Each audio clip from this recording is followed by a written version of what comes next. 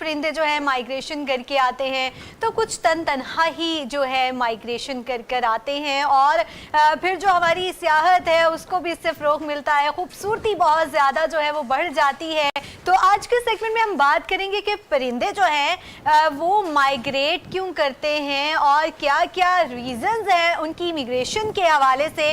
तो इसके हवाले से मैं थोड़ा सा आपको बताती चलूँ कि जो पीरियोडिक राउंड ट्रिप है, कुछ परिंदे जो हैं वो ब्रीडिंग की वजह से जो है जो मिग्रेशन कर रहे होते हैं ताकि अपनी जो नस्ल है उसको परवान चढ़ा सकें। और अगर हम एनुअल मिग्रेंट्स की बात करें कि एनुअली कौन कौन से जो हैं परिंदे जो हैं, बर्ड्स जो हैं वो मिग्रेशन करते हैं, तो उनमें जो है फ्लाई कैचर्स हैं हमारे पास, थ्रशेस हैं, हमिंग बर्ड्स हैं, इसके अलावा रेजिडेंट स्पीशीज़ भी हैं हमारे पास जिसमें कार्डिनल्स हैं, वुड पेकर्स हैं। तो ये वो तमाम चीज़ें, कुछ हमारे रेजिडेंट स्पीशीज़ हैं और कुछ मिग्रेंट स्पीशीज़ हैं जो माइग्रेशन कर आते हैं। और परिंदे साल में, कुछ जो परिंदे हैं साल में 2 दफ़ा माइग्रेशन करते हैं और कुछ परिंदे जो होते हैं वो साल में 1 दफ़ा जो है माइग्रेशन कर रहे होते हैं। इसके साथ साथ मैं आपको बताती चलूँ कि कुछ परिंदे जो हैं वो अकेले ही जो है माइग्रेशन करके आते हैं और कुछ परिंदे जो हैं वो फ्लॉक्स की सूरत में जो है आ रहे होते हैं। किस तरह से परिंदे जो हैं ये झुंड की शक्ल में आ रहे होते हैं, किस तरह से उनकी डायरेक्शन का उनको अंदाज़ा होता है, इस पर भी हम आज के सेगमेंट में बात करेंगे। बहुत इंटरेस्टिंग रहने वाला है ये सेगमेंट। और हमारे साथ रहीम अली ढल्लू साहब मौजूद हैं। सर, आपको वेलकम करते हैं। Thank you for taking me in your show. Thank you. Sir, ये बताइएगा कि परिंदे जो हैं वो साल में किस स्पेसिफिक टाइम इमिग्रेशन करते हैं और किस तरह एक दूसरे से फिर कम्युनिकेट करते हैं उस ड्यूरेशन में। देखिए, मोस्ट ऑफ द टाइम जो पाकिस्तान के अंदर जो माइग्रेशन है बर्ड्स की, वो हमारे विंटर सीजन में होती है, क्योंकि जो अगर आप समझ लें कि 70 to 80% बर्ड्स जो कि माइग्रेट करते हैं वो कोल्ड रीजन से करते हैं, जैसे कि रशिया है, जैसे और इस तरह के रीजन्स हैं, जैसे फिर बहुत सारे न्यूमरस बर्ड्स हैं, क्योंकि वहाँ पे वेदर की कंडीशन बहुत ज़्यादा कोल्ड हो जाती है और वो that is not suitable for their breeding. और ये मोस्ट ऑफ द जो हमारे बर्ड्स जो वाइल्ड में एग्जिस्ट करते हैं उनका ब्रीडिंग टाइम स्टार्ट होता है। और पाकिस्तान और हमारे नेबरिंग कंट्रीज बहुत आइडियल वेदर होता है हमारा इन विंटर्स में कि वो परिंदे वहाँ बहुत कोल्ड रीजन से यहाँ पे आए और फिर यहाँ पे वो दे ब्रीड, दे मल्टीप्लाई और उनकी जो फीड है जो वो खाते हैं वो इधर वन ऑफ द, आप यूँ समझ लें कि उनकी आइडियल और फेवरेट होती है। एक्सट्रीम वेदर कंडीशंस की वजह से वो माइग्रेशन कर रहे होते हैं और अपनी नस्ल को परवान चढ़ाने के लिए जो मेन रीजन है वो यही रीजंस होती हैं माइग्रेशन की। बिल्कुल बिल्कुल। अच्छा, टाइप्स इसमें कौन कौन सी ये भी बता दें इमिग्रेशन की। जी सॉरी, माइग्रेशन के टाइप्स बता दें। जैसे कुछ जो हैं लैटिट्यूडनल माइग्रेशन कर रहे होते हैं जो हमारी नॉर्थ से साउथ और साउथ से नॉर्थ की जानिब हो रही होती है। देखिए, इस पर बहुत सारी डिफरेंट टाइप्स है। कुछ इस तरह की अगर आप यूं बात करें तो हमारे एक तो वेदर बेस्ड जो हमने बात की, ठीक है, मेनली क्योंकि जब वेदर चेंज होता है तो जो मेजर फैक्टर है इसके अंदर वो होता है डाइट का।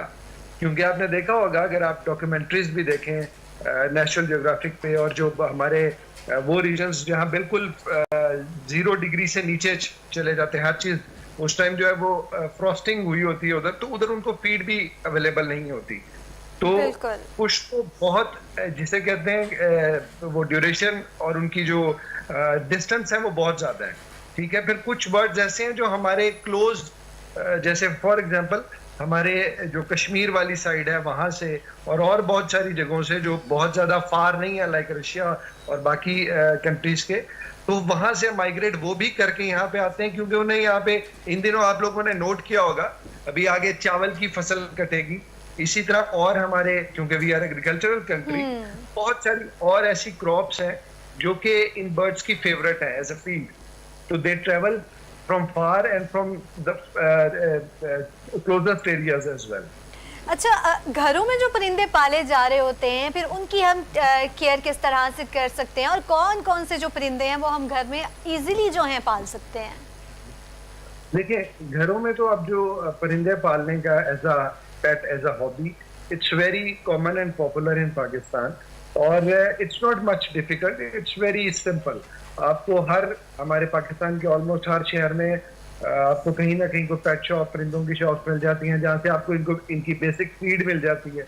एक केज चाहिए जो कि एक ऐसी इन्वायरमेंट में हो जो बहुत ज्यादा, जहाँ ठंड ना हो, बहुत ज्यादा गर्मी ना हो, और आप इन्हें अपने घर की भी चीजें, अगर जैसे हमारा जो बोलने वाले तो होते हैं उनको तो आप घर में जो आप रोटी बनाते हैं या जो आप फ्रूट यूज करते हैं वो भी दे दें तो they are happy with it. तो घरों में जो टाइप्स हैं, जो आपका क्वेश्चन और बड़ा अच्छा क्वेश्चन है, उसके अंदर हमारे यहाँ लव बर्ड एक बर्ड है, बड़ा खूबसूरत, न्यूमरस म्यूटेशन स्पीशीज कलर्स उसके अंदर, और पाकिस्तान में बहुत ज्यादा पॉपुलर है। इसी तरह बजरीगर्स हैं, इसी तरह रात होता है जिसको हम बोलते हैं, लेक्जेंड्रीन है। फिर जो स्पैरोज हैं उसमें बहुत सारी types. I mean Pakistan, we being an aviculturist, we travel in different countries और we communicate with other people as well. तो पाकिस्तान जो बर्ड कीपिंग के अंदर, इसको जो हम एविकल्चर बोलते हैं, बहुत ज्यादा आई वुड से कि एडवांस हैं हमारी यहाँ पे उनकी जो कीपिंग, ये जो SOPs हैं, और हमारे यहाँ बहुत पॉपुलर भी है। अच्छा, ये जो हमारी ह्यूमन एक्टिविटीज हैं वो बर्ड्स पे किस तरह से असरअंदाज हो रही होती हैं? Okay, that is a very good question. If we take it as a, I mean, question जो कि हम वाइल्ड में या हमारी नेचर के अंदर जो बर्ड एग्जिस्ट कर रहे हैं, मैं पहले उस पर बात करूंगा। जो क्योंकि आप लोगों ने देखा होगा कि अब सिटीज में, बड़े शहरों में बहुत सारे जो बर्ड्स हमने बचपन में देखे वो अब बड़े हार्डली मिलते हैं, जैसे कि वुड पैकर है, जैसे कि मैना है, और बहुत सारे बर्ड्स ऐसे हैं।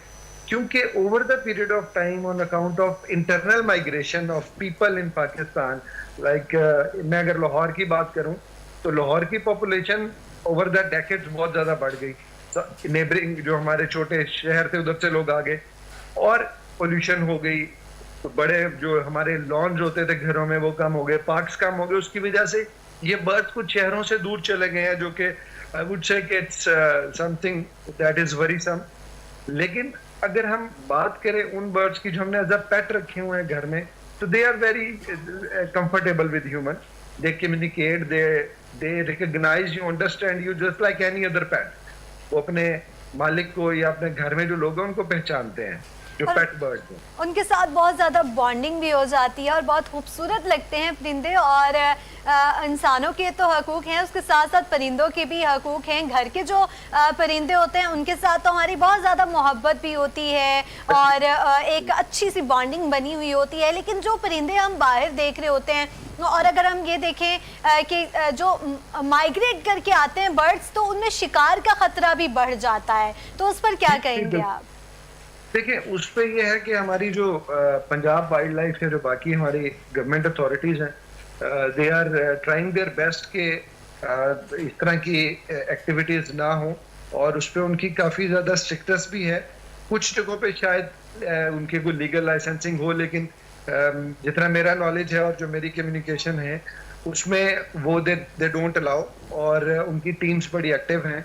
More over I would say कि हम बीइंग अ ह्यूमन बीइंग, जितने लोग हमें देख रहे हैं इस टाइम, मैं उनसे ये भी रिक्वेस्ट करूंगा कि अपने घरों में, जैसे आप लोगों ने देखा होगा हमारे बड़े करते थे कि घरों में छत के ऊपर एक पानी का बर्तन और एक कोई भी दाने का या कोई भी ऐसा जिसमें आप फीड डाल सकें, चाहे वो कुछ घर का थोड़ा बहुत कुछ बची हुई डबल रोटी या वो ब्रेड ही क्यों ना हो, तो वो जरूर करें। उससे जो हमारे वाइल्ड में कम से कम जो हमारे लोकल बर्ड्स हैं उनको एक अच्छी फीड मिल जाती है, एक हमारा अल्लाह से भी कनेक्शन डेवलप हो जाता है कि हम रिस्क बांट रहे हैं अपना नेचर में। उससे ये है कि उनके जो यहाँ पे जब वो ब्रीड करते हैं तो उनके जो बच्चे हैं और वो जिस तरह उनको एक सपोर्ट मिलती है, एक सपोर्ट भी मिलती है। और जैसे आपने कहा कि ये एक बहुत अच्छी हेल्दी एक्टिविटी हुआ करती थी कि डेली जो है वाटर हम चेंज कर रहे हैं, और जो है जो बच्चे हैं वो भी इन एक्टिविटीज में जो है बहुत पार्टिसिपेट करते थे। इसको भी हमें प्रमोट करना चाहिए। अब ये चीज़ें थोड़ी सी कम हो गई हैं, लोग करते हैं लेकिन जो है कम हो गई हैं अब ये चीज़ें। जैसे आपने कहा कि अल्लाह के साथ भी एक बहुत अच्छी हमारा इस तरह से भी एक रिश्ता बन जाता है कि हम लोग जो है जो है रिस्क हम भी अपने उसमें से बांट रहे होते हैं, और ये सदका जारिया भी है। और जब चरिंद परिंद हमारे उस रिस्क में से खा रहे होते हैं, तो फिर जिस नस्ल परवान चढ़ने की बात है, तो फिर जब हमारे परिंदों को सोसाइटी में तमाम चीज़ें इन्वायरमेंट में मिल रही होंगी, तो फिर यकीनन जो है उनकी नस्ल भी परवान चढ़ेगी और एक खूबसूरती भी जो है वो बढ़ेगी। अच्छा, क्लाइमेट चेंज जो है बर्ड्स की डिक्लिनेशन में क्या रोल प्ले कर रहा है? क्लाइमेट चेंज जहाँ इंसानों को इतना ज्यादा उसके असरात मुरतब हो रहे हैं, तो परिंदों पे उसके क्या असरात मुरतब हो रहे हैं? देखिए, it's a very good question, और ये भी हमारी सोशल रिस्पॉन्सिबिलिटी में आता है कि इसको हम अपने, क्योंकि हमारे इकोसिस्टम का हिस्सा है ये, जितने भी एनिमल्स, बर्ड्स, बीज जो भी एग्जिस्ट कर रहे हैं, दे हैव सम रीजंस कि वो अल्लाह ने उनको बनाया हुआ है। और क्लाइमेट चेंज का जो इम्पैक्ट है वो बड़ा नेगेटिव आई वुड से, और बड़ा वो फील होता है। उसकी रीजन देखें, जो भी ग्लोबल वार्मिंग पूरी दुनिया में हो रही है, पाकिस्तान के अंदर उसके इफेक्ट्स आप देखते हैं, हमारी फसलों पे देखते हैं, इसी तरह बर्ड्स पे भी उसके हैं। अब जो जब लेट्स अज्यूम अगर एक बर्ड का ब्रीडिंग सीजन स्टार्ट होता है जाके अक्टूबर या नवंबर में, और उधर से उनकी वो नस्ल परवान चढ़ती है। अब जबकि वो टेम्परेचर अगर आप फील करें कि इस साल भी अक्टूबर के अंदर जो जो फीलिंग है वो समर्स वाली है। मैं इस टाइम अपने ड्राइंग रूम में एसी लगा के बैठा हूँ, ठीक है। ऐसा कभी मतलब सितंबर में भी शायद नहीं हुआ करता था पिछले 4 सालों पहले। बिल्कुल। तो उससे ये होता है कि वो ब्रीड वैसे नहीं कर पाते, उनकी आइडियल वेदर नहीं होता, उनके फिर नंबर मल्टीप्लाई नहीं होते, जिसकी वजह से मैंने आपको पहले ही बताया कि बहुत सारे बर्ड जो हैं वो वाइल्ड के अंदर बहुत ज्यादा कम हो गए हैं, क्योंकि उनकी उतनी ज्यादा ब्रीडिंग नहीं है। फिर फीड उनको चाहिए होती है, वो फीड भी वेदर की वजह से, आप देखें हमारी फसलों पे भी इम्पैक्ट है, तो उनको उस तरह की फीड भी नहीं मिलती। तो it's a gradual process, but इसका इम्पैक्ट आता है बर्ड्स पे भी।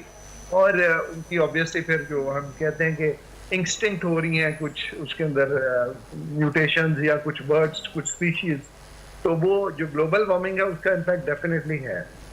बिल्कुल। और हमें भी अपना इसमें रोल प्ले करना है कि चलें एटलीस्ट हमारे पास जो चुनिंद परिंद अवेलेबल हैं, हम उनकी नस्ल की अफजाइश में अपना किरदार अदा करें। जो वाइल्ड लाइफ है वो भी इस पर काम कर रहे हैं, और हमें एज अ ह्यूमन बीइंग भी जो है इस चीज़ को आगे प्रमोट करना है, उनको सपोर्ट भी करना है जहाँ तक पॉसिबल हो सके। उनके लिए जो है जो हम फीड उनको प्रोवाइड कर सकते हैं वो भी प्रोवाइड करें। अच्छा, सर्दियों में जैसा वेदर चेंज होता है, जो हमारे घर के परिंदे वगैरह होते हैं जो हमने पेट रखे हुए होते हैं, फिर हम उनकी केयर किस तरह से करें? क्या उनको भी हमारी तरह ही सर्दी महसूस होती है, या उनकी बॉडी का जो एक पूरा स्ट्रक्चर है वो इस तरह से डेवलप हुआ होता है कि सर्दियों में उनका जो बॉडी टेम्परेचर है उसके अकॉर्डिंग हो जाता है?